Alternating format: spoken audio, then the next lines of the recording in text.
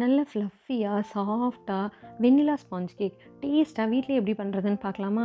இது பிகினர்ஸ் கூட ஈஸியாக பண்ணிடலாம். அதுக்கு ஒரு பவுலில் 2 முட்டை சேர்த்துக்கோங்க. அதை நல்லா பீட் பண்ணிடுங்க. நுர வர வர பீட் பண்ணிடுங்க. நீங்கள் விஸ்க் வச்சே பீட் பண்ணிக்கலாம். இது கூட 1 கப் பவுடர் சுகர் சேர்த்துட்டு அதையும் நல்லா பீட் பண்ணிடுங்க.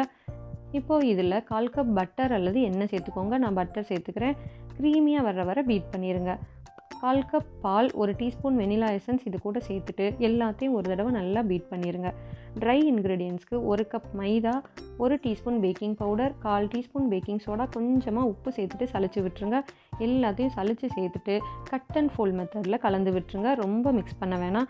பட்டர் ஷீட் போட்ட பேக்கிங் பேனில் பேட்டரை சேர்த்துட்டு ஏர் பபிள்ஸ்லாம் இந்த மாதிரி ரிமூவ் பண்ணிடுங்க. நான் டியூட்டி ஃப்ரூட்டி சேர்த்துக்கிறேன், ஆப்ஷனல் தான்.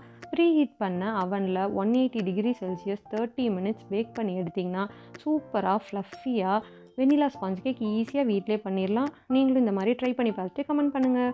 Happy cooking, happy plate.